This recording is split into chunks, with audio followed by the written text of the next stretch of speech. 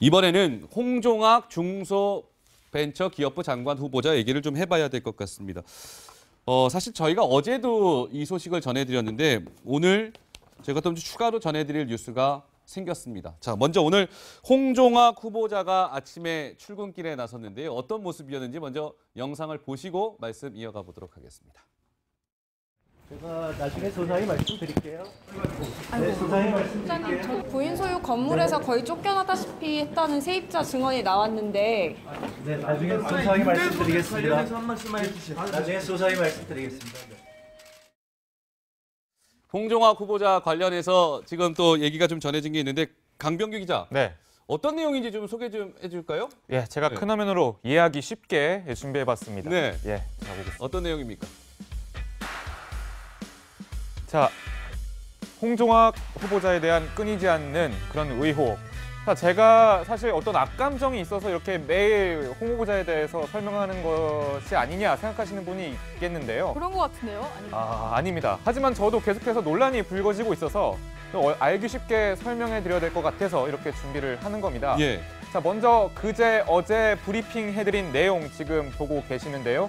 중학생 딸에게 이제 8억 원짜리 건물을 편법으로 증여했다라는 의혹, 그리고 특목고 폐지를 외치면서 딸 1년에 1,500만 원 학비에 그런 귀족 학교에 보냈다라는 그런 논란, 그리고 서울대 가라 학벌주의 조장 발언까지.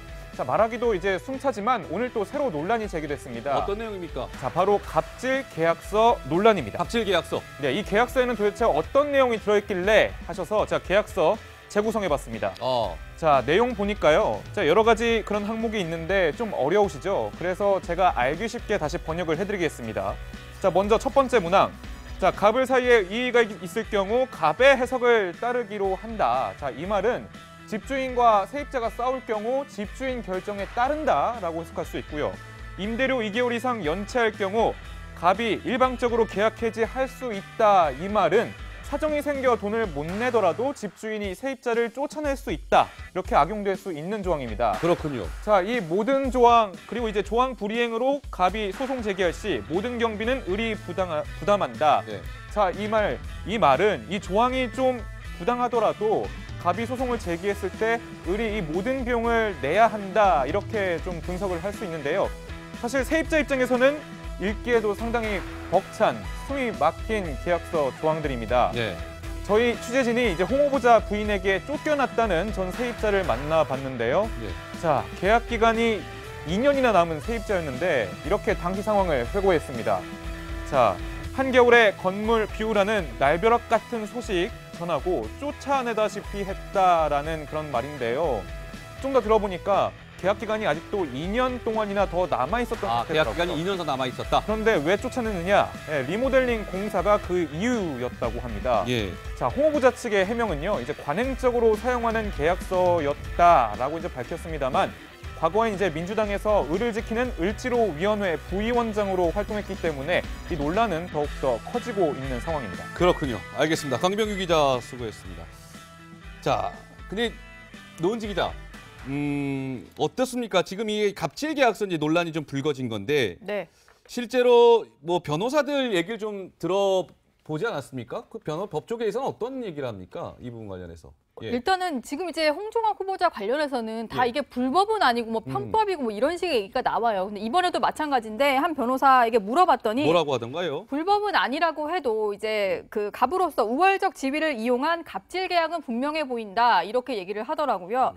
왜냐하면 이제 민법 규정상 뭔가 그 이제 건물 이제 리모델링 얘기를 했잖아요. 이제 건물을 좀 훼손하거나 좀 변경을 해야 될 경우에 이제 오히려 이제 임차인에게 손해배상을 청구하거나 이런 식으로 사실은 이제 계약서 내용을 꼼꼼히 따져보면 갑이 원하는 대로 할 수밖에 없는 이런 조항들이 많이 포함이 되어 있습니다. 예. 그래서 사실은 이 계약서를 그 사인을 해버렸던 이제 을의 입장에서는 나가라고 했을 때 그냥 나갈 수밖에 없는 이런 상황이 된 거라 이게 뭐 민법상으로 뭔가 규정이 잘못됐다라고는 하지 않더라도 예. 갑으로서 뭔가 우월적 지위를 이용해서 이런 계약서를 쓴 건 맞기 때문에 문제가 있다 이런 얘기들을 하더라고요. 그렇군요.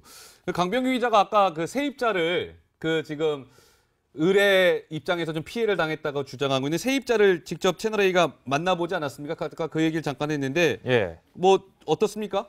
예, 그렇습니다. 뭐 저희 정치부 취재 기자가 직접 가서 이제 만나봤는데요. 네. 일단 영상 준비했거든요. 한번 직접 목소리 들어보시죠.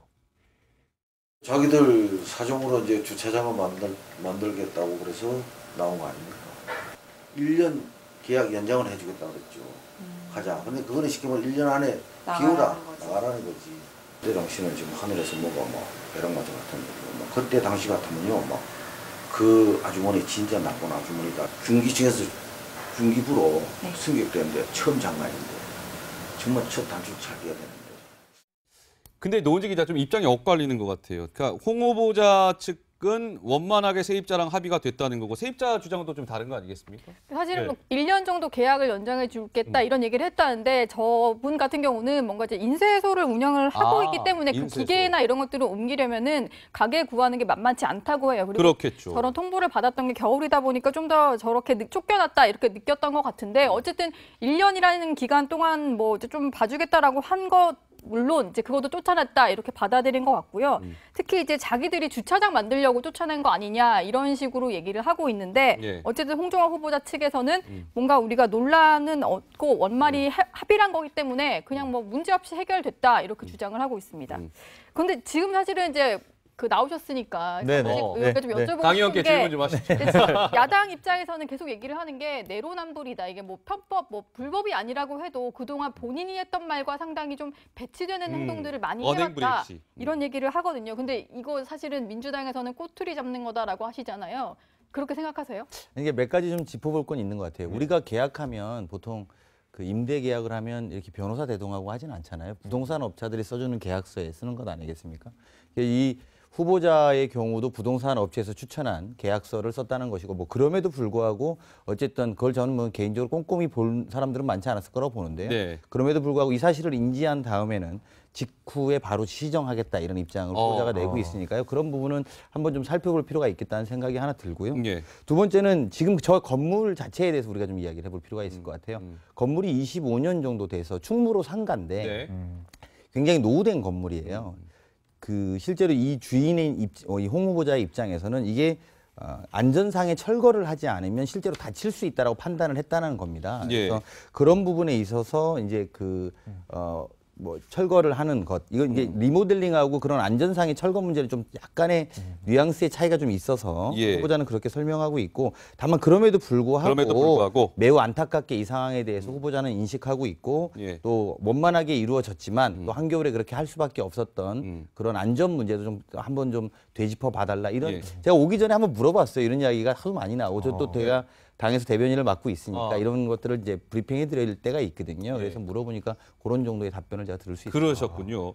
근데 이제 이런 것 같습니다. 아까 그 갑질 계약서 논란이 불거지고 이게 또 특히나 더 논란이 되고 있는 이유는 아까 강 기자가 잠깐 언급을 했습니다만 홍종학 후보자가 국회의원 시절에 이른바 을을 지키자라는 이유로 당에서 을지로위원회라는 걸 만들었었잖아요. 거기 또 부위원장까지 지냈던 분 아니겠습니까? 예, 저도 그래서 이제 더 논란이 큰 것 같아요. 뭐 앞서 좀 예. 제가 말씀드렸지만 사실 그제 어제 계속해서 홍종학 후보자 관련해서 계속 논란이 되는 것 중에 가장 핵심이라고 볼 수 있는 게 아무래도 내로남불. 내로남불. 그러니까 남에게는 이렇게 얘기하는데 자신이 이행하지 않는 언행불일치를 좀 문제 삼는 것 같아요. 예. 그래서 이제 홍종학 후보자 같은 경우는 뭐 말씀하셨지만 19대 국회의원 시절에 을지로위원회 부위원장을 했거든요. 그러니까요. 을일지로라는 게 뭐 어떤 도로 이름이 아니라 을을 지키는 그런 위원회다라고 해서 설립된 위원회인데 이때 이제 주택과 상가 건물주들 갑질 문제, 그러니까 세입자들에 대한 갑질 문제를 직접 거론을 했던 위원회고 또 세입자를 보호해야 된다라는 얘기를 했었던 그런 위원회이기 때문에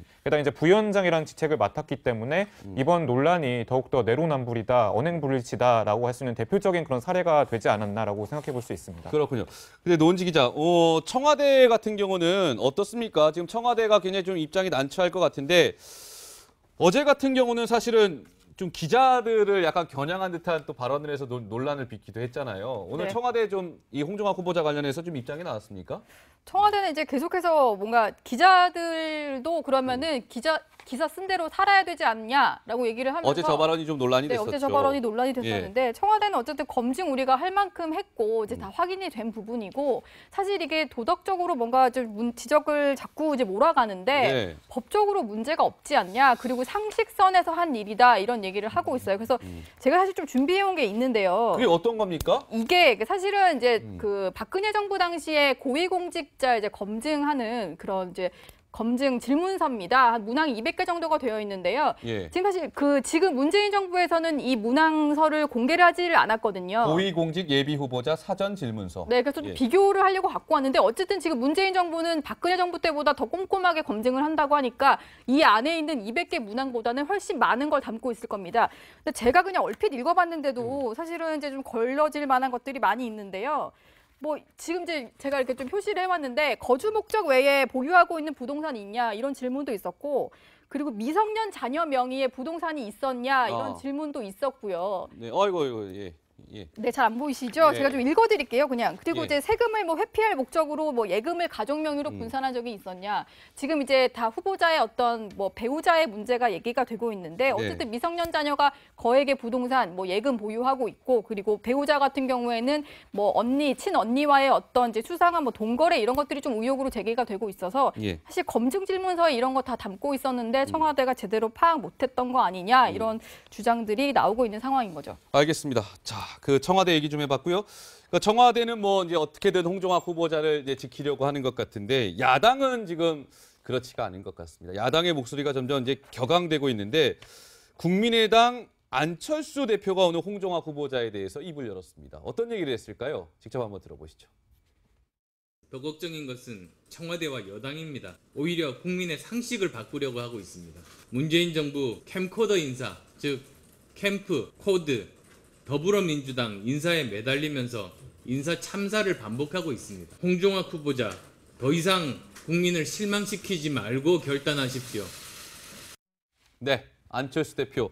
스스로 이쯤 되면 홍종학 후보자 스스로 자진 사퇴하는 것이 좋을 것 같습니다. 라고 얘기했는데 자, 국민의당에 이어서 노은지 기자, 정의당 얘기를 좀 해봐야 될 것 같아요. 왜 그러냐면 정의당이 그동안 고위공직자 탁 찍어가지고 만약에 반대한 고위공직자가 다 100% 낙마하지 않았습니까? 네, 그렇습니다. 예. 일명 정의당 데스노트라고 데스노트. 불리는데요. 예. 정의당에 찍히면 무조건 낙마다 이런 얘기가 돌면서 나오는 얘기인데 실제로 이게 사례가 있군요. 네, 노트를 한번 펴보니까 저렇게 3명이 등장을 했는데요. 안경환 전 법무부 장관 후보자 그리고 조대엽 고용노동부 장관 후보자였고 박성진 그 바로 직전이죠. 박성진 중소벤처기업부 장관 후보자 역시 정의당에서 사퇴하라고 한 이후에 모두 낙마를 했습니다. 그래서 홍종학 후보자가 데스노트에 올랐다 안 올랐다 뭐 이런 의견들이 분분했는데 네. 사실은 지금 정의당도 조금 고심을 하고 있는 그런 모양새더라고요. 아직 명확하게 입장이 정해지진 않은 모양이죠? 네, 그렇습니다. 자, 그래서 이제 실제로 표결하는 의원들의 대표, 그러니까 원내대표한테 정의당 원내대표에게 이걸 좀 물어봐야 될 것 같아요. 어떤 입장이냐.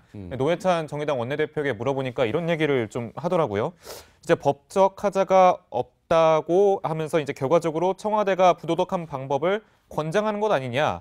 국민들에게 이제 문제로 여겨지는 건 맞지 않냐 뭐 이런 입장인데 그러면서도 일단 아직 청문회는 열리지 않았으니까 좀 지켜봐야 된다라는 입장을 또 좀 피력을 했었거든요. 자, 의원님께서 보시기에 일단 정의당의 데스노트에 이 후보자의 이름이 올라갈까요? 올라가지 않을까요? 어려운 오히려 질문이네요. 이걸 해석해드리는 게 더 좋을 것 같은데 왜 정의당이 언젠가부터 데스노트가 됐는지 한번 우리가 분석해볼 필요가 있는데요. 다른 당과는 다르게 정의당은 정말 청문회를 보고 판단을 하더라고요. 그 여론의 동향들을 파악하고 예. 물론 그 전에 안 된다고 강하게 밀어붙였던 후보들도 있습니다. 근데 다른 야당 같은 경우 입장을 정하고 청문회를 들어와요. 이 사람은 부적격하다. 그럼 청문회에서 본인의 해명을 충분히 못 들어봤기 때문에 네. 이게 그럴 경우도 있고 아닐 경우도 있거든요. 실제로 그렇죠. 낙마한 사례들 보면 뭐 그것들이 부적절하다라고 판단돼서 낙마한 경우들도 있고 그래서 네. 정의당은 기본적으로 청문회를 좀 보고 그리고 청문회를 국민들의 보고. 여론에 따라서 하는 경우가 가장 많았고요. 물론 한두 케이스는 그 전에 입장을 정한 적도 있습니다. 네. 물론 그런 경우도 다 낙마를 했죠. 그래서 이제 국회 안에서는 정의당의 데스노트가 굉장히 설득력을 얻고 있는 건 사실이고요. 예. 그런 면에서 보면 홍종학 후보자도 뭐 불법은 아니고 탈법은 맞고 뭐 이런 여러 가지 만들이 많지만 네. 결국 가장 중요한 것은 청문회이고 그 청문회에서도 핵심은 뭐 불법을 하지 않았다 하더라도 국민 정서상에 이것들이 납득 가능할 만한 일인가 네. 이런 것들이 가장 중요하고요. 음. 또 하나는 사실은 요즘에 홍종학 후보자 관련해서 5대 인사 원칙을 야당이 안 해요, 이야기를. 갑자기 안 하시잖아요. 왜? 5대 인사 원칙은 통과된 사람이에요. 그러니까 이제 5대 인사 원칙에는 해당되는데, 그러니까 다른 이야기들을 하고 있는 거거든요. 그러니까 이것도 사실 저희 국회가 그 운영위원회를 열어서 이제 새로운 인사청문 기준들을 좀 만들어내서 이런 논란들이 좀 어떤 소모적으로 가는 것들은 좀 이제 지양되어야 되지 않을까 이런 생각됩니다. 알겠습니다. 근데 뭐 어찌됐건 좀 청문회가 녹록치는 않아 보입니다. 그동안 여러 가지 이제 논란이 좀 불거졌기 때문이겠죠. 노은지 기자가 홍종학 후보자 과거 국회의원 시절의 좀 발언들을 좀 찾아본 게 있지 않습니까? 저희가 자꾸 내로남불 얘기를 해서 좀 이제 그렇긴 한데 사실은 홍정학 후보자 내로남불이 좀 많더라고요. 찾아보면 계속 나와요. 그래서 좀 준비를 해봤는데 사실 인사청문회가 얼마 남지 않았는데 과거에 홍종학 후보자는 인사청문회에서 저격수로 불릴 정도로 좀 날카로운 질문을 했던 모습인데요. 당신의 저격수로 불렸던 홍 후보자의 모습부터 보고 오겠습니다. 이거를 증여하시기 때문에 종합부동산세를 덜 내시는 거죠? 종합부동산세는 따로 또 그건 그 각자 가진 거에 대해서 내는 것이고요. 또 증여는 증여대로의 또 전환하는. 아니 그러니까요. 그런데 이제 이 아파트가 이 16억이 시세인데 3억 원이나 적게 신고했으니까 이제 이렇게 재벌들에 대해서 세무조사를 좀 강화해야 되지 않을까요? 이게 재벌들 이런 변칙적인 상속을 더 잘 관리하기 위한 겁니까? 자, 홍 후보자 이제 청문회까지의 험로가 상당히 예상되는데 이 위기를 좀 어떻게 헤쳐나가게 될까요? 아니 뭐 아까 말씀드린 것처럼 결국은 청문회가 굉장히 중요하고 지금 저 현오석 기재부 장관 것도 이제 그 딸에게 아파트를 증여한 것들에 대한 질문을 하는 내용이거든요. 근데 저 내용이 그겁니다. 그러니까 2005년 7월 달에 반포 아파트 문제인데 8월 달에 부동산 종합 대책이 발표가 됐어요. 근데 그 전에 직전에 판 것 아니냐 이런 부분의 문제고 반면에 지금 홍종학 후보자의 30억이 좀 넘는 그 증여 관련된 부분은 10억 이상의 그 세금을 내면서 이제 좀 정리된 거라서 약간 굉장히 좀 다른 문제다 이렇게 정도 말씀을 드릴게요. 예, 알겠습니다. 참고로 강훈식 의원은 뭐 이제 더불어민주당 지금 여당의 대변인이기 때문에 뭐 설명하시는 게 어느 정도 저도 이해가 됩니다만 뭐 이게 여러 가지 논란들이 지금 보도가 되고 있고 하기 때문에 뭐 시청자 여러분들께서 또 아마 판단이 있으실 것 같습니다. 다만 과거엔 이제 민주당에서 을을 지키는 을지로위원회 부위원장으로 활동했기 때문에 이 논란은 더욱더 커지고 있는 상황입니다. 그렇군요. 알겠습니다. 강병규 기자 수고했습니다. 자, 근데 노은지 기자, 어떻습니까? 지금 이 갑질 계약서 이제 논란이 좀 불거진 건데 실제로 뭐 변호사들 얘기를 좀 들어보지 않았습니까? 그 법조계에서는 어떤 얘기를 합니까? 이 부분 관련해서. 일단은 지금 이제 홍종학 후보자 관련해서는 다 이게 불법은 아니고 뭐 편법이고 뭐 이런 식의 얘기가 나와요. 근데 이번에도 마찬가지인데 한 변호사에게 물어봤더니 뭐라고 하던가요? 불법은 아니라고 해도 이제 그 갑으로서 우월적 지위를 이용한 갑질 계약은 분명해 보인다 이렇게 얘기를 하더라고요. 왜냐하면 이제 민법 규정상 뭔가 그 이제 건물 이제 리모델링 얘기를 했잖아요. 이제 건물을 좀 훼손하거나 좀 변경을 해야 될 경우에 이제 오히려 이제 임차인에게 손해배상을 청구하거나 이런 식으로 사실 이제 계약서 내용을 꼼꼼히 따져보면 갑이 원하는 대로 할 수밖에 없는 이런 조항들이 많이 포함이 되어 있습니다. 그래서 사실은 이 계약서를 그 사인을 해버렸던 이제 을의 입장에서는 나가라고 했을 때 그냥 나갈 수밖에 없는 이런 상황이 된 거라 이게 뭐 민법상으로 뭔가 규정이 잘못됐다라고는 하지 않더라도 갑으로서 뭔가 우월적 지위를 이용해서 이런 계약서를 쓴 건 맞기 때문에 문제가 있다 이런 얘기들을 하더라고요. 그렇군요. 강병규 기자가 아까 그 세입자를 그 지금 을의 입장에서 좀 피해를 당했다고 주장하고 있는 세입자를 직접 채널A가 만나보지 않았습니까? 아까 그 얘기를 잠깐 했는데 뭐 어떻습니까? 예, 그렇습니다. 뭐 저희 정치부 취재 기자가 직접 가서 이제 만나봤는데요. 일단 영상 준비했거든요. 한번 직접 목소리 들어보시죠. 자기들 사정으로 이제 주차장을 만들겠다고 그래서 나온 거 아닙니까? 1년 계약 연장을 해주겠다고 그랬죠. 가자. 근데 그거는 쉽게 말하면 1년 안에 나가라는 거지.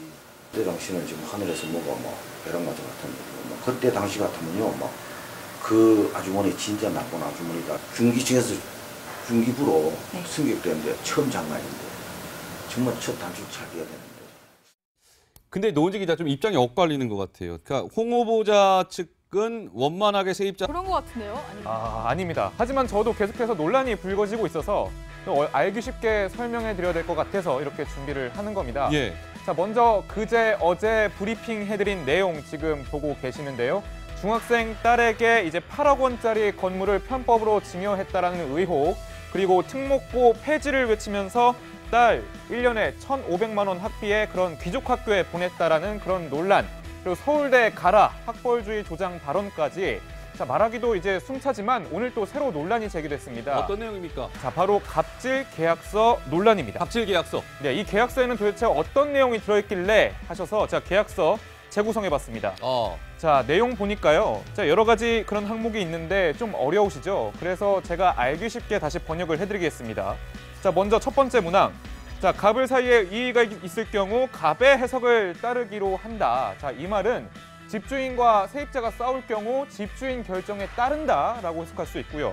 임대료 2개월 이상 연체할 경우 갑이 일방적으로 계약 해지할 수 있다. 이 말은 사정이 생겨 돈을 못 내더라도 집주인이 세입자를 쫓아낼 수 있다. 이렇게 악용될 수 있는 조항입니다. 그렇군요. 자, 이 모든 조항, 그리고 이제 조항 불이행으로 갑이 소송 제기할 시 모든 경비는 을이 부담한다. 네. 자, 이 말은 이 조항이 좀 부당하더라도 갑이 소송을 제기했을 때 을이 이 모든 비용을 내야 한다. 이렇게 좀 분석을 할 수 있는데요. 사실 세입자 입장에서는 읽기에도 상당히 벅찬, 숨이 막힌 계약서 조항들입니다. 네. 저희 취재진이 이제 홍 후보자 부인에게 쫓겨났다는 전 세입자를 만나봤는데요. 네. 자, 계약 기간이 2년이나 남은 세입자였는데 이렇게 당시 상황을 회고했습니다. 자, 한겨울에 건물 비우라는 날벼락 같은 소식 전하고 쫓아내다시피 했다라는 그런 말인데요. 좀 더 들어보니까 계약 기간이 아직도 2년 동안이나 더 남아있었던 계약 상태더라고요. 기간이 2년 더 남아있었다. 그런데 왜 쫓아내느냐? 리모델링 공사가 그 이유였다고 합니다. 예. 자, 홍 후보자 측의 해명은요, 이제 관행적으로 사용하는 계약서였다라고 이제 밝혔습니다. 이번에는 홍종학 중소벤처기업부 장관 후보자 얘기를 좀 해봐야 될 것 같습니다. 사실 저희가 어제도 이 소식을 전해드렸는데 오늘 제가 또 추가로 전해드릴 뉴스가 생겼습니다. 자, 먼저 오늘 홍종학 후보자가 아침에 출근길에 나섰는데요. 어떤 모습이었는지 먼저 영상을 보시고 말씀 이어가 보도록 하겠습니다. 제가 나중에 소상히 말씀드릴게요. 아이고, 소상히 부장님, 말씀드릴게요. 저 부인 소유 건물에서 거의 쫓겨나다시피 했다는 세입자 증언이 나왔는데 네, 나중에 소상히 말씀드리겠습니다. 나중에 소상히 말씀드리겠습니다. 네. 홍종학 후보자 관련해서 지금 또 얘기가 좀 전해진 게 있는데 강병규 기자. 네. 어떤 내용인지 좀 소개 좀 해줄까요? 예, 제가 네. 큰 화면으로 이해하기 쉽게 준비해봤습니다. 네. 예, 자, 보겠습니다. 어떤 내용입니까? 자, 홍종학 후보자에 대한 끊이지 않는 그런 의혹. 자, 제가 사실 어떤 악감정이 있어서 이렇게 매일 홍 후보자에 대해서 설명하는 것이 아니냐 생각하시는 분이 있겠는데요.